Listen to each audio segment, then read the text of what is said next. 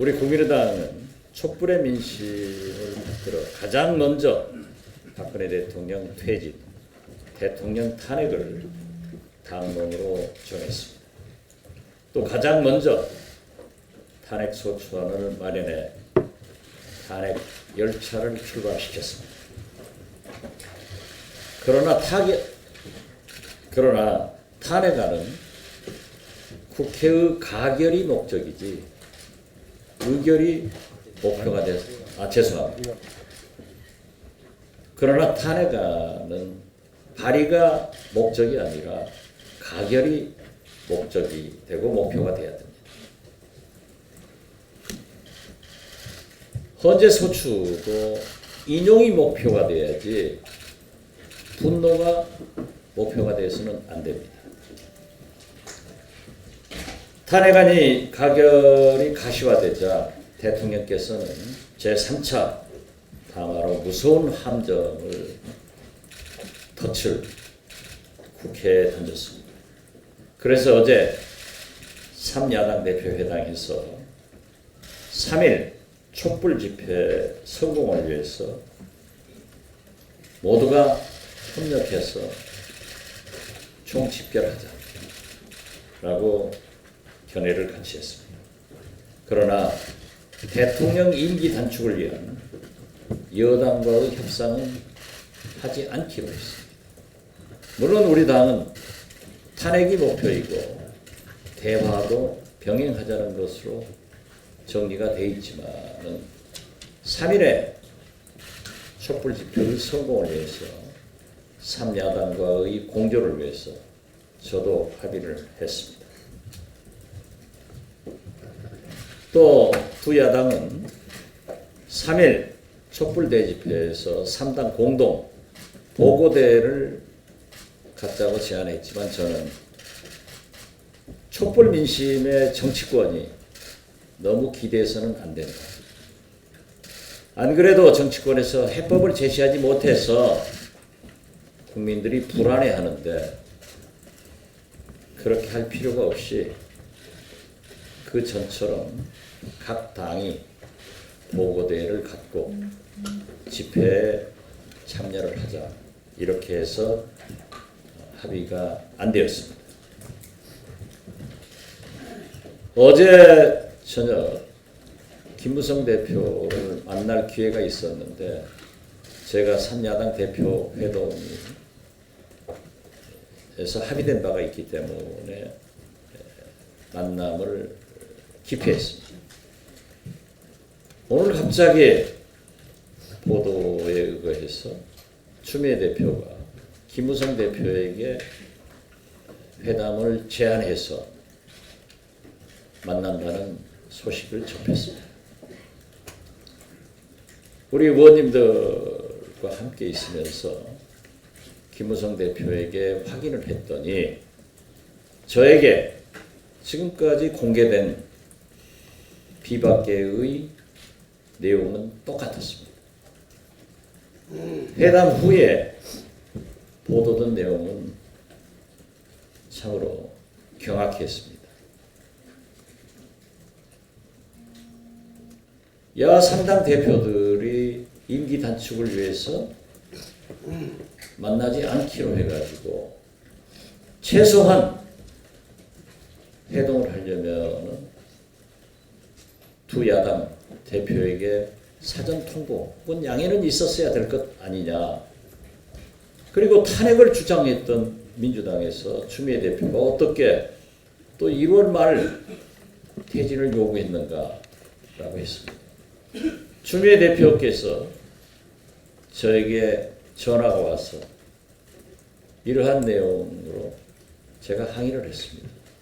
그랬더니 탄핵을 관철시키기 위해서 만났다. 박지원 대표 당신도 만났지 않느냐? 그렇게 얘기를 했습니다. 만났다. 그렇지만은 어제 3야당 대표가 합의한 이후로는 안 만났다. 그리고 1월 말은 뭔가? 라고 했더니 그것은 잘못 와전됐다. 법률적인 얘기를 했던 것이다. 이렇게 얘기를 했습니다. 김무성 대표의 그 메모지가 사진에 찍혀서 보도됐습니다.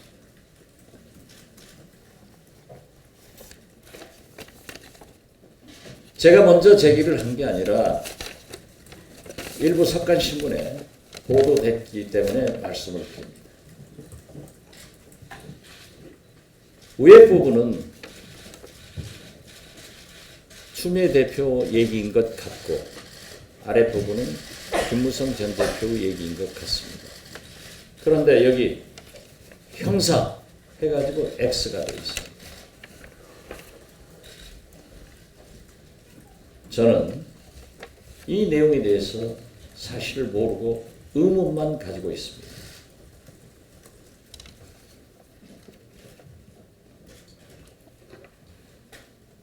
추미애 대표께서는 3당 대표회담에서도 제가 이미 보고를 드렸지만은 탄핵을 오늘 발의하자 그렇게 해서 비박의 협력이 없이 가결의 가능성이 없이 부결을 뻔히 아는데 우리가 발의할 수 없다.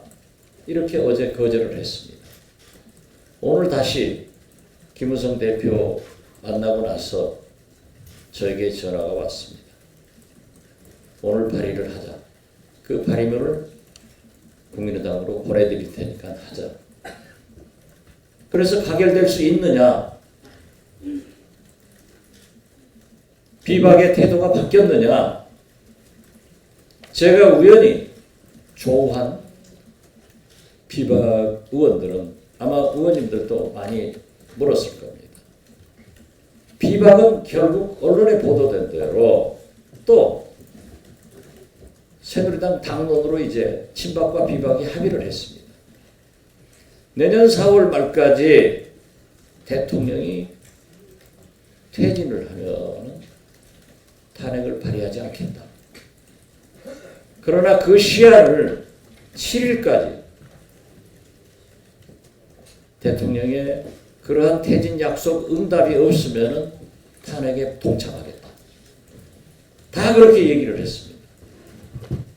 오늘 발의를 하면은 동참하지 않겠다.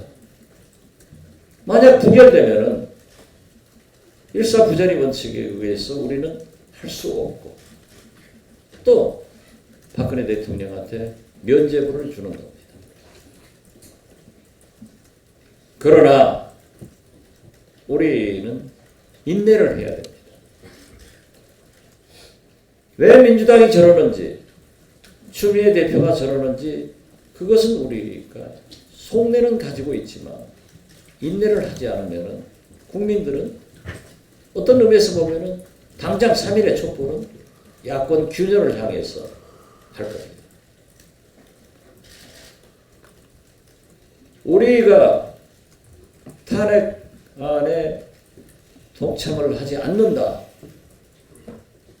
국민의당 때문에 발의를 못한다라고 발표를 하니까 많은 국민들이 흥분해서 왜 국민의당이 동참을 하지 않느냐. 박근혜 대통령을 왜 보호하느냐 하고 의원회관에 여러 의원님들에게도 전화가 많이 오겠지만 제 핸드폰이고 저희 사무실 거의 불통에 가까워하도록 쇄도하고 있습니다.